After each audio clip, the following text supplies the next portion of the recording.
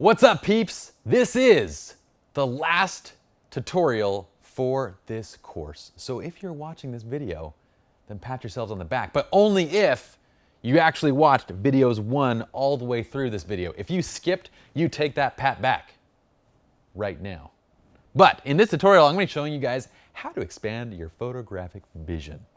What do I mean by this? Because this has been basically the entire concept, the entire purpose of Lighting 101, 201, 301, 401. It's been to expand your vision. So in this tutorial, I want to do a little bit of a throwback to 101 as well as a little bit of a throw forward to 301 because we're going to be doing some awesome stuff in Lighting 301. So let's talk about a typical scene, and well, this is actually one of my clients' weddings. And yes, folks, we are a client-serving studio. We shoot nearly 1,000 paid commissions each year. This is where we make most of our money. And guess what? We get our clients to actually allow us to go out and film and to shoot on site on these actual shoots so we can bring you real education. Not just styled shoots and stuff that really isn't applicable. These are things that are actually applicable that we do on weddings. So here's a little throwback to Lighting 101.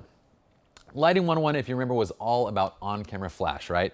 We had our on-camera flash, we taught you how to bounce, how to light shape, how to create different looks. We taught you all these great techniques to create amazing images with just your on-camera flash. And in the process, we taught you the entire foundation of lighting, from temperatures to flash duration, to ambient to flash balance, all the great stuff, all the things that you need to know about flash. We taught you in Lighting 101 while creating cool images. Well, guess what, folks? These are techniques that I use constantly, even Lighting 101 techniques. I mean, when it comes to a wedding, I have my off-camera lights, I have, my big lights, I have my medium strobes, I have my pocket strobes, I have my constant lights like the GL1 and the ice light. I have all these tools with me, but I use the tools that best fit the scene and best fit my timeline. When I'm in situations when I don't have time to pull off these crazy shots by getting my big lights, my medium strobes out and doing all these crazy things, well, I'm going to use my on-camera flash and I'm going to do certain things that are going to get me to the results I want by simply light shaping. That's the entire purpose behind Lighting 101, 201, 301, 401, to help you to understand light, to master it to the point where in any scene, in any circumstance, you know exactly how to get to what you envision and what you see in your mind. So let's talk about this first scene right here.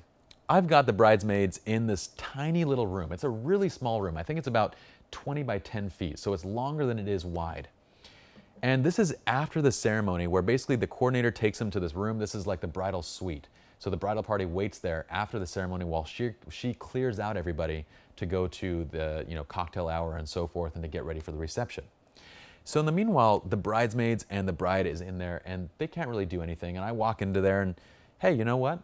I'd like to take advantage of the scene. I mean, I have them all there. I want to take some shots because why waste that time? Or why, I already have my assistant out covering details and covering everything else that needs to be covered. I want to get more photos.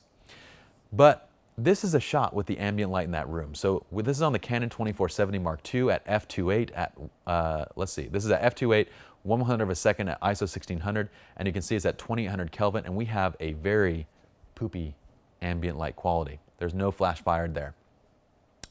So that's not a very nice shot, but once again, we envision, right? All I need to change this into something that would be great is better light quality. Remember we talked about better light quality can change everything. But the thing is that I don't have my medium strobes and I don't have my assistant and everybody there present to be able to help out. My assistant was on the way basically with all my gear. So in the meanwhile, what do? I've got my Gary Fong Dong on my camera. Again, I have no idea at what point we started calling these things Fong Dongs, but this is the Gary Fong light sphere. It's fantastic, it's amazing. It collapses, it's small, it's great.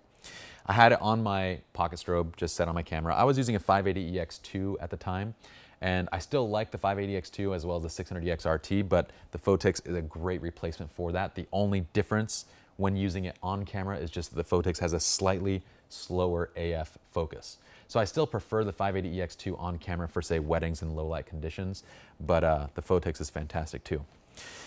So what do? I go, okay, well this room looks very dreary, but it's a white room. The walls are white. We have mirrors everywhere in the room.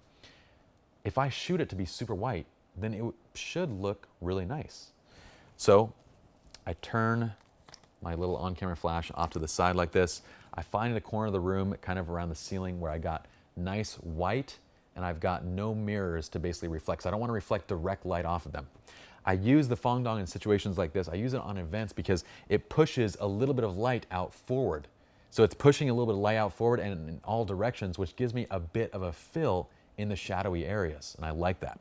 But it still allows most of the light to spill through because I don't have the cap on there. So most of the light still goes towards the intended bounce while it pushes some of the light out and around, so we get nice fill around the room. We go to 102nd f2.8 ISO 1600. We're at 2800 degrees Kelvin. We have a CTO gel on the camera, or on the lens. No, do not put your CTO gel on your lens. On the flash, we have a CTO gel. And then we bounce at around 1/4 to 1/8 power off the side of that ceiling-ish area. So now our light comes top down, it fills the entire room, we get an ultra white look. And now comparing these two images, hey, that actually looks really nice. We have kind of like this super white look. It cleans up the ambience in the room. It looks fantastic, okay? Now, we get down to here. I want to get a couple bridal portraits. So I do the exact same thing. This time I bounce off the left side of the room because I know that she favors the left side of her face, and so I'm lighting that side to make that the brighter point in the shot. We also have the hair kind of, you know, down and on that side, so I want to kind of favor that. We get the exact same thing. This time I'm shooting with the, well, we have the 100mm on there. We're going for a close-up shot. I want this to be a nice bridal portrait. We get this shot at 1/100 of a second, f2.8, ISO 800, and 2800 degrees Kelvin, bouncing again off the left side at roughly the same 1/4 to 1/8 power. Then, a few minutes later, I come back to the room. I got a bunch of shots with them. So I got shots with like each of the bridesmaids. I got her solo. I got, you know, a couple different shots. We can't go anywhere. And for not being able to go anywhere, I think we pulled off some pretty cool shots that she's gonna love. The groom comes back in the room and she goes, "Can you get a couple shots of us too?" And I go, "Absolutely, I'd love to take you guys out later on. We'll get some beautiful natural light shots. We'll do all those things that we wanna do." She goes, "That's great, we can't move right now, so let's, you know, just do a few here." And I say, "Fantastic, I have a couple ideas already." So we take a couple shots just like the ones that we did earlier, because she actually requested it. She said, "I'd like a couple of those nice bright and airy shots." Okay, we do a couple of those nice portraits, you know, in that room, same exact light setup. After I get those, I show them to them, and I say, "Okay, this is fantastic. Now I have an idea here. Let's get a beautiful dramatic shot of you guys." And she goes, "Okay, that's fantastic." At this point, we've already been on an engagement shoot, so they trust me, they know me, they've seen the images that I'm creating. So they know that if I'm gonna do something wacky, it's gonna be for a good reason. And I'm about to do something wacky. So this go around, I get my 7200 out. And what I want to do is, I saw that there's this chandeliers up at the top of the room. So you can see one right there. There's one on the other side of the room. It's again kind of that 20x10 lengthways. So I get up on a table on the other side of the room, standing right behind the chandelier. But guess what? If I were to use the same light that I did earlier, it wouldn't look good, right? I knew it wouldn't look good. I knew it's going to look like this white kind of mess, and it's not going to be moody. It's not going to be dramatic. It's not going to be anything. But I know that if I can put an ambient light on them to brighten them up, just a light on them, a main light on them, that matches the color of the ambient light, then I can utilize the ambient light as kind of this mood and dramatic look and have them be the brightest point in the image and have them look great. So what do? We bust out the Lowell GL1. Now this, let me set this on the table right now in a position that is extremely precarious and ready to fall off. This is the Lowell GL1. This, along with the ice light, are two of the constant lights that we're going to be introducing to you in Lighting 301. Lighting 301, we're going to be talking about more now than just flash. Now we're talking about multi-point flash setups, multiple off-camera pocket and medium strobe setups, as well as introducing constant lights, and on top of that, using constant lights in conjunction with flash to get great and amazing effects. So this guy's cool because, well, it has a little zoom here, and I feel like blinding Logan right now. So, yeah. How do you like that, buddy? I'm gonna blind you guys now. Okay, so the zoom control on this is really fantastic because I can make this zoom in to be a spot, or I can widen it out, not wine it out. That'd be weird. So what I do is I have my assistant holding this off to their right side. So it's off to camera right. I have them zoomed in, and what we're doing is we're brightening them up just barely past the brighter areas of the ambient light. So I want them just to stand off the background a little bit.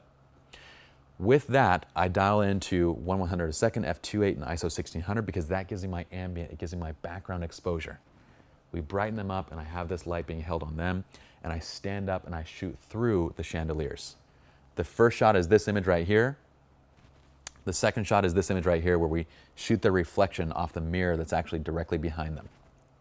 So again, exact same room from ambient light to a complete whiteout with just on-camera flash, and it's a directional whiteout, mind you, to a dramatic image with constant light with the GL1, which is tungsten matched to the ambient light. Completely different images in the exact same room, and this is all about expanding your photographic vision. We talked about it in this chapter in understanding and interpreting, predicting what's going to happen when you change your camera settings, when you change the scene, when you change ambient light settings and flash settings. And now we're going to take it a step further as we get into lighting 301. We're going to introduce more flashes, more lights, constant and flash, all combined and used in conjunction to expand your photographic vision. So I hope to see you all with Lighting 301, and I hope you guys have enjoyed Lighting 201 as much as I have enjoyed creating it for you all. I'll see you guys in the next video.